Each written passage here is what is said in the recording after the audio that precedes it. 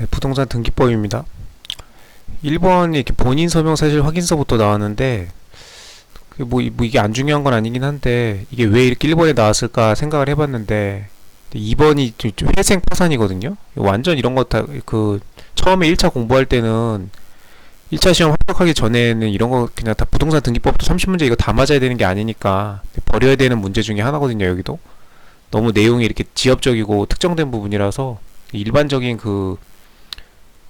뭐 소유권 보존 등기, 소유권 이전 등기, 경정, 말소 회복, 변경 등기 뭐 이런 것들 위주로 먼저 이런 중심적인 내용부터 해놓고 그래도 여유가 남으면은 이런 이제 특정한 거 뭐 채무 회생 파산 이런 거는 좀 미뤄둬야 되는 거죠. 뭐 그치 뭐 도정법에 의한 그런 주택 재개발, 재건축 이런 것들 좀 지엽적인 그 부분들은 틀려도 되고 나중에 합격하고 따로 공부해도 되는 파트들인데 이런 좀 이렇게 그 지엽적인 파트들 위주로 좀 문제가 많이 나왔습니다. 이번에는 중요한 소유권 보존 등기, 이전 등기, 경정, 변경, 말소 회복 이런 것들이 단독 이렇게 객관식 문제로 나와야 되는데 그런 것들이 오히려 조금 덜 나오고 약간 이런 지엽적인 부분들이 이렇게 좀 많이 나왔어요.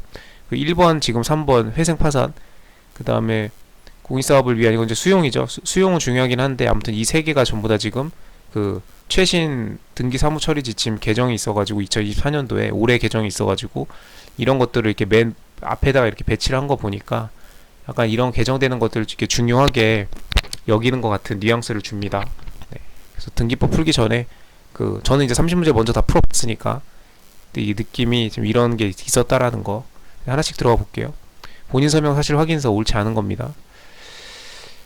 사실 확인서와 신청서 등의 서명은 본인 고유의 필체로 자신의 성명을 기재하는 방법이라고 알아볼 수 있게 해야 되는 게 포인트입니다. 누구든지 제3자가 그 이름을 알아볼 수 있게끔 찌리리리리 이렇게 하면 안 된다 이거죠. 네. 홍길동 이렇게 알아볼 수 있게 해야 됩니다. 서명이라는 게. 보통 사인이라고 많이 하죠. 우리 일반인들이 쓰는 말로 그 점포에서 물건 사고 카드 결제할 때 사인 많이 하는데 원칙적으로는 그 서명 알아볼 수 있게끔 이름을 또박또박 써야 됩니다. 등기관이 알아볼 수 없도록 기재되면 수리할 수가 없죠. 맞는 거고. 2번이 틀렸는데 이게 등기 신청서의 성명은 반드시 한글로 기재해야죠. 신청서에 성명은 기재를 하고 서명을 이게 인감 대신 본인 서명 사실 확인서로 하는 거니까 인감은 그 동사무소에 인감 등록이 되어 있죠. 내 도장이. 근데 본인 서명 사실 확인서는 인감이 등록이 안 돼 있고 그냥 내가 갈 때마다 발급할 때마다 본인 서명을 하는 거기 때문에 그 서명을 한글로 했으면 한글로 하고 한자로 했으면 한자로 하고 그 등기 신청서하고 본인 서명 사실 확인서에 그걸 맞춰주라는 얘기죠. 서명을. 예, 그 얘기고 여기가 지금 등기 신청서에 서명이라고 들어가야 되는데 서명을 맞춰줘야 되는 거니까 한글은 한글로 한자는 한자로 영어는 영어로 서명을 맞춰주는 거고 성명은 자기 이름은 신청서에 성명은 무조건 본인 서명 사실 확인서가 뭐라고 돼 있던 간에 성명은 내 이름 한글로 써야죠. 네. 이거를 지금 한 겁니다. 이게 알고 있는 사람한테는 뭐 너무 유치하게 짝이 없는 문제인데 모르는 사람은 글쎄 이거 뭐 모르는 사람이 있을까 싶은데 뭐 등기법을 공부한 지 얼마 안 됐으면은 뭐 어려울 수도 있죠. 본인 서명 사실 확인서를 한 번도 안 떼봤거나 등기를 해보지 않았으면 당연히 이런 것들은 한 번이라도 해봤으면은 이게 무슨 말인지 그냥 확 와닿을 텐데 뭐 안 해본 수험생이면은 당연히 뭐 모를 수 있을 것 같긴 합니다. 2번이 틀렸어요. 말도 안 되는 거고 다만 이런 올해 지금 개정 사실이 있었기 때문에 아마 이렇게 1번으로 배치를 하지 않았을까. 2번도 마찬가지고 4번도 마찬가지입니다. 회생 파산 이런 건 완전 지엽적인 건데 안에 버려도 되는 그 상법으로 치면은 어음수표 같은 건데 나중에 합격하고 해도 되는 것들인데 이렇게 나왔고 지금 객관식도 앞에다가 배치를 해놨어요. 그러니까 수험생 입장에서 이렇게 문제 풀기 1번 지금 부동산 등기법 들어오자마자 이렇게 헉 하게끔 만드는 거죠. 약간 문제의 난이도를 이렇게 높여 보이게끔 하는. 2번이 틀렸고 등기관은 본인 서명 사실 확인서상의 등기 의무자의 등기 주소는 확인되지 않더라도 같은 사람이 인정되면 각하에서는 아니 됩니다. 규정이 있어요. 그래서 이거 등기 사무처리 지침 이것도 부동산 등기법하고 등기 규칙을 먼저 위주로 봐야 되지만 이렇게 사무처리 지침도 봐야 됩니다. 객관식. 2차 공부도 마찬가지고요. 볼 게 되게 많죠. 뭐 예규 선례 뭐 어마어마하게 많습니다. 등기관은 본인 서명 사실 확인 이거 했고, 자격자 대리인이 본인 서명 사실 확인서를 첨부하여 등기 신청서를 대리하는 경우에 위임받은 사람란에는 성명란에는 법무사 홍길동 이것만 적으면 됩니다. 자격명하고 성명, 변호사 홍길동, 법무사 홍길동 이것만 적으면 됩니다. 사무실 주소 적을 필요 없어요. 네. 기재되어 있지 않아도 된다. 본인 서명 사실 확인서에 위임받은 사람란에 기재된 사람과 수임이 같은 사람이어야 되고, 본인 서명 사실서 용도란의 기재와 지점 서로 부합해야 된다. 다 이거 지침 찾아보면 다 내용이 다 있습니다. 네, 국가법령센터 들어가가지고 이거는 저기 다 읽어보세요. 옳지 않은 거 2번이었습니다. 너무 쉬운 문제였죠. 이거는 2번 회생 파산 이런 거는 버리고 넘어가도 됩니다. 본인이 공부를 했으면은 빠른 속도로 읽어보고 답을 골라낼 수 있겠거든 골라내시고, 예, 모르겠거나 아니면은 아예 회생 파산 그 1차 공부할 때 아예 버렸다 그러면 버리고 그냥 넘어가면 찍고 넘어가면 됩니다. 네, 다 30문제 다 맞춰야 되는 거 아니에요. 네, 이건 나중에 합격하고 나중에 공부해도 됩니다. 물론 회생 파산은 법무사의 그 먹거리 중에 하나이기 때문에 뭐, 예, 나중에 저기 공부를 하면 좋지만, 그러니까 그 나중에 합격하고 본인이 회생 파산 업무를 할 거면 그때 가서 공부해도 됩니다. 1번 보전처분 등기는 답은 3번이 틀렸나봐요. 네, 보전처분 등기는 법원 사무관 등기 촉탁에 의하고요. 네. 보전처분 등기가 경로된 채무자의 부동산에 대하여서, 네, 가압류 가처분, 처분 제한 등기를 말하는 거죠. 네. 강제집행 또는 담보권 실행을 위한 경매, 임의경매, 체납처분에 의한 압류 등의 등기 촉탁이 있는 경우에도 다 수리한다. 왜냐면은 얘네 둘은 서로 대치되는 게 아니다. 서로 배척하는 것이 아니기 때문이다.